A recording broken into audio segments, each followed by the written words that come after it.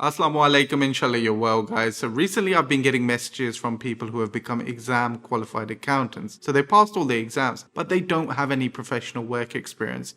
So they're struggling to secure a training contract. And inshallah in today's video, I wanted to provide some advice and go through this in a bit more detail. So to become a chartered accountant, there are three key requirements. Firstly, you have exams. You normally have to pass around 15 exams, depending on the body that you study with. You also have to gain around 3 years worth of professional work experience. And again, dependent on the body, you also have to pass an ethics, development, professional skills or technical skills module to go ahead and become a chartered accountant. So what's the issue? Well, a lot of people don't end up securing training contracts, and there can be many reasons for this. The biggest one is the competition. It's really intense. Last week, I spoke about this from PwC's perspective. They received almost 100,000 applications for what will be at most a few thousand graduate roles. And secondly, there can also be a mindset issue because a lot of us are wired to believe that to get ahead, you have to pass your exams or get good grades. So a lot of us end up self-studying, paying fees to tuition providers to go ahead and pass exams, thinking we're setting ourselves up for a great career, but then we struggle to get a training contract later on.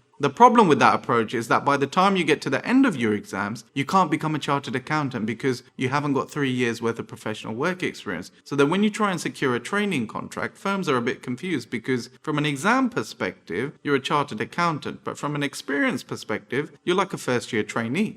Now, larger organizations such as the Big Four and top 10 accounting firms spend hundreds of thousands of pounds each year into their training programs for accounting students, and they like their trainees to be on par, to start at the same level. So if you're coming in with an application that you've already passed your exams, it doesn't quite suit their hiring criteria. In my opinion, I don't agree with that approach because whilst your peers are in college studying for exams, you could be working on projects and actually making money for the firm. But that's just the way it is, unfortunately. Now, does this mean that you shouldn't self-study? And I believe that it's absolutely fine to self-study. I've seen people become chartered accountants from this route, but I do believe there's a point where you should stop studying and you should be prioritizing gaining professional work experience. And my opinion is further supported by exemptions because university students who study an accounting or finance related degree will be entitled to some exemptions which firms accept. So it's absolutely fine to self-study for a few exams, say the certificate stage of the ACA, but once you've got that standalone qualification, that's where I'd stop. I'd then prioritize getting a training contract to complete the rest of your exams,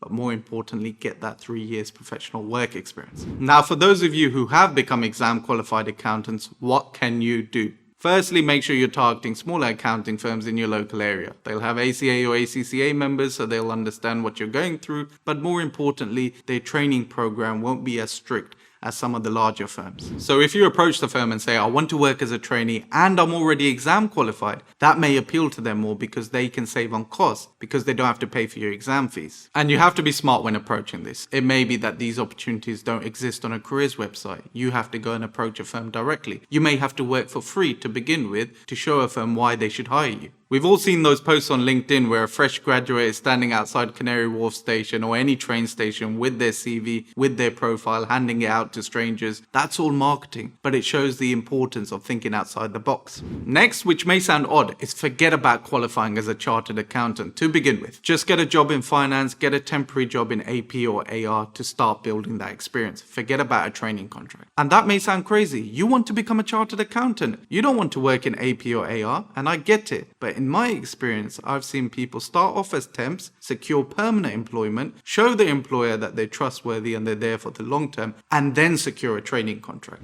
The only thing to be aware of, guys, is that the accounting bodies may have a time limit in place. I'm not aware of one, but there may be a time limit of when you can become a member from when you pass your exams. Even then, guys, that time limit should be at least several years, so you still have a few years to build up experience before you seek out that training contract to become a chartered accountant. The final option is to start again. Now, a lot of people who message me to say that they're already exam qualified are often ACCA students. But in the UK, there are many training opportunities with the ACA qualification. If you're happy to do exams again, then apply for an ACA opportunity and don't tell them about the ACCA. But obviously, guys, if you're directly asked, you shouldn't lie. But generally speaking, firms aren't going to find out that you've already studied with the ACCA. This may not sound appealing because you have to do another 15 exams, but it's either this or looking at switching careers. Inshallah, that's given you a few ideas. For those of you who are currently self-studying, I just want to reiterate, absolutely fine to do a few exams, no problem with that, but don't neglect your professional work experience requirement. Inshallah, I'll leave it there. As always, any questions or queries, please feel free to comment below or message me on Instagram.